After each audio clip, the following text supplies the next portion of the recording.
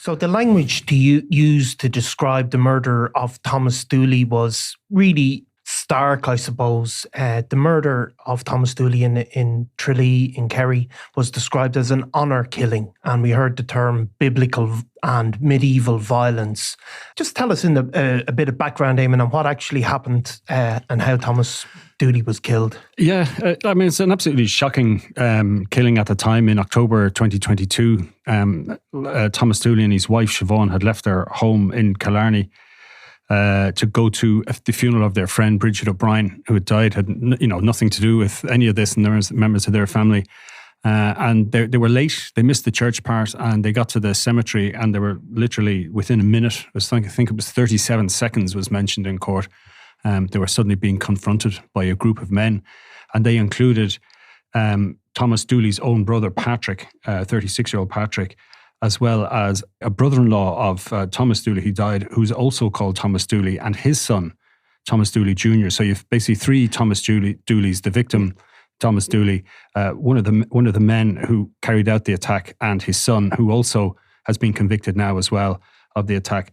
There was also a male teenager, another cousin of the victim, Michael Dooley, and he was aged 29, and and then a 42-year-old Daniel Dooley, another cousin. So these 6 individuals were waiting and launching an attack on Thomas Dooley. And effectively, he suffered a number of wounds, but he died more or less there and then. And Siobhan, his wife, did her best to try and stop the attack. And she was obviously one of the main witnesses, I think, in terms of being able to identify people, what happened. And it was over in seconds. I think it was said in court that, the attack was carried out. It was a matter of seconds, not minutes, and they were gone. So, I mean, it's like, I remember it actually at the time, there was pictures of the chaos in the aftermath. It was a very, very high profile case because of the level of violence. But it's only during the trial that we kind of hear some of the background. And as I said, it was described as an honour killing, which we would associate. We've heard reported on those sort of deaths over the years in the UK where people have a Muslim background, I suppose, and that's what it's associated with in our minds, where people have been killed, people within their own family for reasons that they believe insult the honour of the family. But, we heard during this trial some of the motivation for why Thomas Dooley was murdered in such a brutal way. And it's very hard to understand that this is going on in Ireland, let alone modern Ireland. But really it comes down to a sense of a family being dishonoured because of the breakup of a teenage relationship, effectively. Yeah, so I mean, it was Thomas Dooley Jr., who's now age 21, and at this time he'd been going out with Thomas Dooley's daughter, one of his daughters, and they'd broken up. And I suppose from the prosecution point of view was that this was the offence, that Thomas Sr. didn't do anything. Thomas Dooley, the victim, didn't do anything to kind of encourage his daughter to have the I suppose engagement back on. Yeah. And this was the offence. Now, it was more or less said that, there was no overt complaint. There was no words ever spoken. They just stopped communicating with each other. So they had fallen out. And they weren't on speaking terms pretty much, or there was a lack of communication going on when this attack was launched.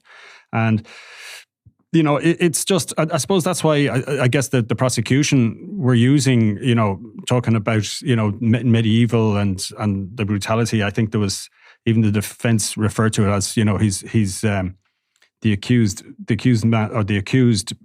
Patrick Dooley, who was the brother. His lawyer had said he wasn't a Canaanite, as in someone who murders his own brother, and they all actually denied any part in this, and they kind of. So, I think Patrick was suggesting that he was actually trying to stop the violence, and he was trying to get between these unknown attackers and his brother. Now, we know that I suppose when you hear about the biblical level of violence, and it is something like from ancient times that like Patrick said, he might have tried to stop it, but Siobhan Dooley definitely tried to stop it. And she suffered a huge gaping wound from her right shoulder to her armpit. It said there was 45 stitches, 30 staples needed. And she referred to it in a victim impact statement today that this ugly scar is going to be an everlasting reminder of what happened.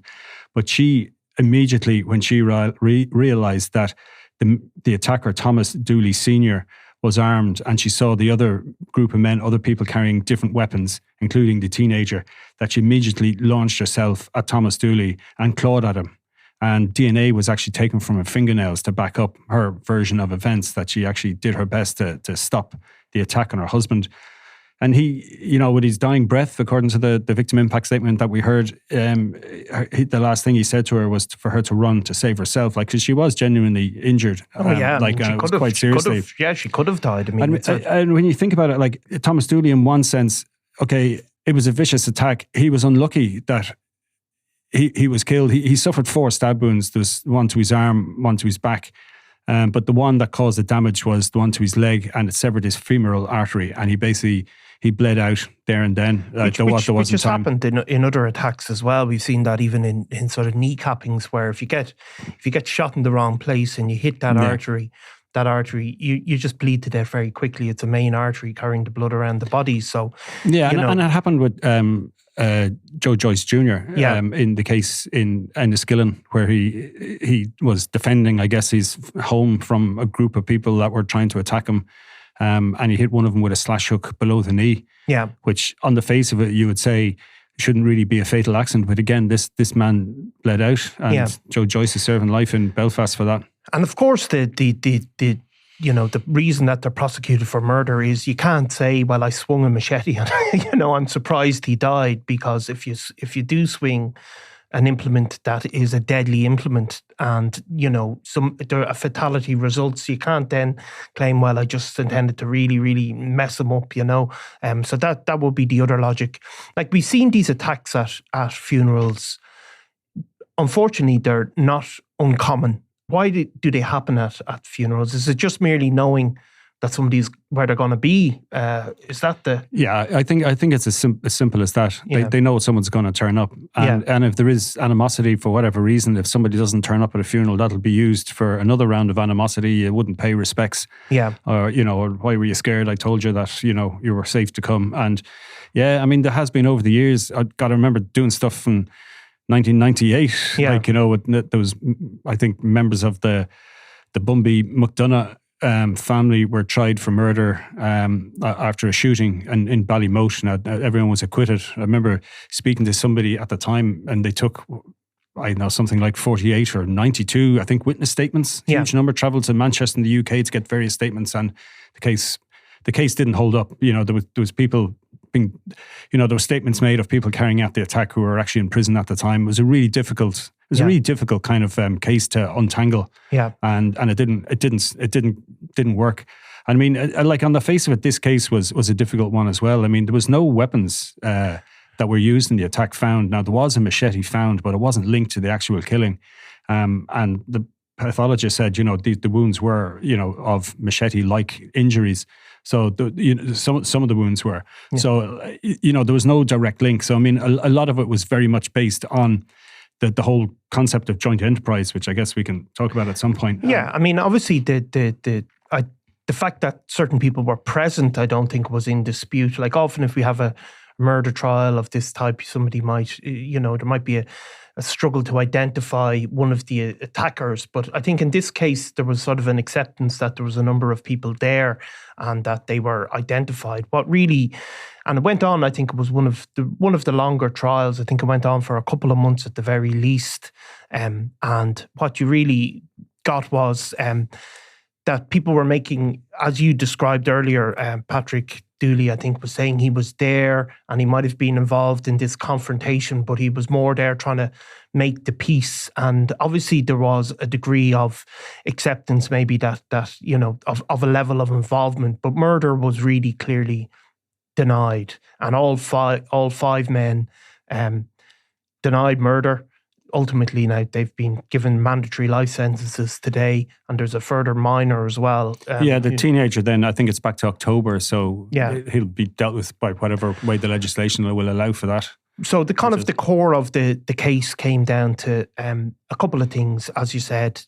Is it foreseeable that this resulted in a murder? Is it murder, or is there a lesser charge, kind of a manslaughter or a fray? That was one of the bits of it, and the other bit of it, the key bit of it, was because it wasn't clear, for example, who struck what blow when, because obviously the chaotic nature of the circumstance, it came down to a thing, as you said, called joint enterprise, where, and we've seen this in the past, I think, with, I suppose the clear example would be, for example, a guy called Craig White, who was involved in a gangland murder as part of the Crumlin Drimnagh feud, and it was heard he drove the car. There was never a suggestion that he pulled the trigger, but he was convicted of murder because, in order for the murder to be carried out, he was equally culpable, even though he didn't strike that blow. And I suppose that's the same in this case. Yeah, and I mean, there's other examples you could use in terms of that joint enterprise. I mean, I suppose one of the most famous ones or infamous ones would be Fat Freddy, and was convicted of the murder of Daithí Douglas. And again, he certainly wasn't the gunman. No, but he was seen on CCTV, that he took a role in supporting the murder. Yeah, and that was enough to convict him. And there's other people who say worked as a spotter. Yeah, simply just keeping an eye on things, while a murder team or whatever go ahead and shoot somebody. And we know that in the case of Eamon Kelly in the 2012 murder, there was a gentleman there who was convicted of joint enterprise, and he was simply keeping a watch, and he's serving a life sentence. Exactly. So I suppose it's not novel legally, like it happens all the time. And the idea is, Fat Freddy's a great example because he wasn't even a getaway driver. He was, but it's clear the state made the case that he directed this murder, and the fact that he didn't pull the trigger is irrelevant. So when you got to this case with Thomas Dooley and you have these 5 guys, even though I don't know if the prosecution made the clear case about who struck what blow when, but the fact is they all came armed with these weapons, attacked a man at a funeral who was defenseless, and these blows are struck, and that amounts to murder. Yeah, I mean, that was it. I mean, there was very specific instructions given to the jury by the judge, very much along the lines of, rather than pick out the exact moment of when this injury was made and who did it, that they had to kind of very much kind of go on the basis of, if you're satisfied that one of these people were there and that they had knowledge that at least somebody else was there with a weapon, then you have to convict them of murder. Yeah. And, and it was very much, you don't... People obviously don't go to a funeral carrying weapons unless they're planning to unless they're planning to do something. Yeah. And it was, again, and it wasn't necessarily that this has to be convicted of joint enterprise, a joint enterprise murder. It doesn't mean that you have to spend 6 months planning it together. It can happen very quickly. It can be a matter of seconds. That, if you take part in a murder, even if it's just to drive someone to the scene, knowing that they're going to attack somebody with a machete, you're just as guilty as the person who wields the weapon and delivers the fatal blow. Exactly. And if you're driving a known killer with a loaded gun to the scene of a murder, you can't then claim, I was surprised he shot somebody, I suppose, would be the logic of it. We heard from Thomas Dooley's wife, Siobhan. She gave her victim impact statement. Thomas Dooley's kids have also shared on social media about it. I mean, she spoke about the enduring loss that she suffered and how her life has changed forever. Yeah, I mean, it's unfathomable, really, to think about, what someone is going to go through. I mean, she talked about it as being a big softie, being, a loving dad, loving husband. And she just described, it was just the horror of the situation. I mean, she's talking about, like, the way he was murdered is a death that no one ever deserves, and certainly not my Thomas. And she says she's blessed to have her babies and grandbabies, and they'll always talk about him and they'll keep his memory alive. I mean, I don't think it's something any family at any time would easily recover from, or not even recover, but I mean, it's always going to be there, and it's just a horrific way to go. And I mean, and for her to have witnessed it and herself be injured, and as she referenced herself, she's got the scars, like to never let her forget or always be reminded of what happened on that day. Yeah, and of course, then she had to recover and then become a key witness because her testimony was really important in securing the convictions, and she had to give evidence against people who are related to her effectively, people that she's living, even if she doesn't see those people directly, she's going to see their cousins and their other relatives. So again, that's a really, really difficult thing, and she handled herself with great dignity, I think, throughout it. Yeah, I mean, and that's it. I mean, look, she's a widow with 7 children left behind, all for a pointless, daft, killing, that has no place in, modern society. I mean, there's some of the language there that was used by Dean Kelly, the senior counsel for the state. And he talked about medieval violence to butcher the father of 7 in an honour killing during the funeral, carrying out a biblical atrocity that was tragic, heartbreaking, as it was ridiculous and stupid. Yeah. And, I think it's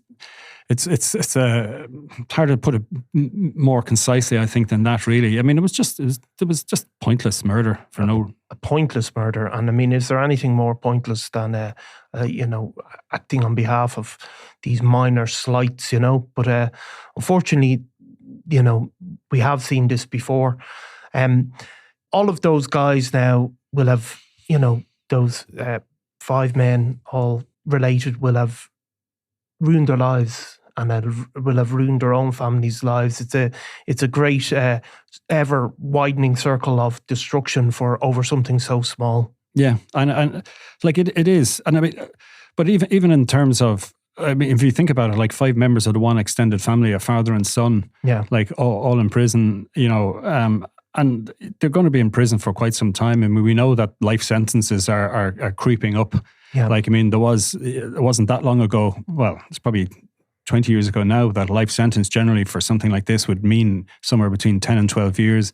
And that's just been creeping up. I think the average now is something like 19. Yeah. But it's going to hit the 20s. Like, it's going to be 21, 22 years, I'd say, as the years go, in a short space of time, because there's very few lifers getting released, because of, I'm not sure really why, but I think that there's a political willingness to keep people locked up, who've carried out, serious crimes. Taking someone's life, I suppose, is as serious as it gets. Now, we do know the parole board is changing, and the system has now changed, and it is going to be out of the hands of the minister.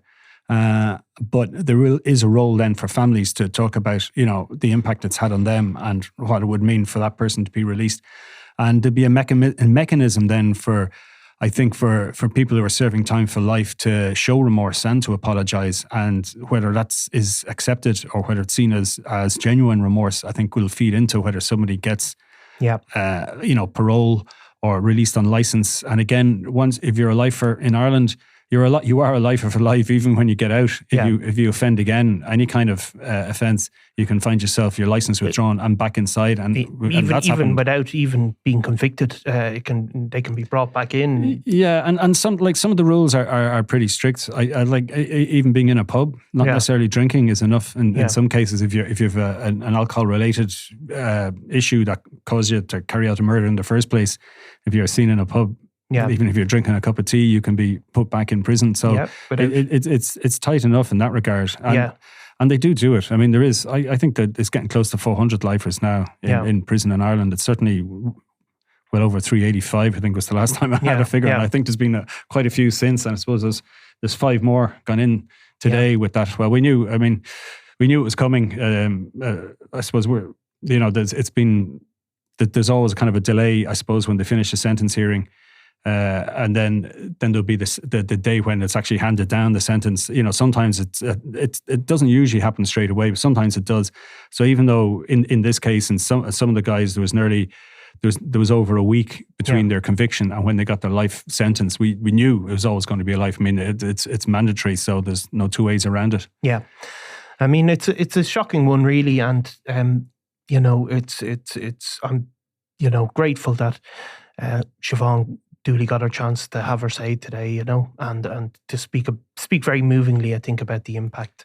So and when you think about it, it wasn't that long ago that victim impact statements weren't allowed. That there was this kind of, I suppose, resistance to them, that a victim's family might use, I suppose, court privilege to kind of throw in some unsubstantiated digs at all sorts of people, but they are vetted and they are agreed with both sides. Now they can't disagree with simple how somebody feels or whatever, but if somebody's putting in something that might be an unsubstantiated allegation or whatever, they can't do that. But generally,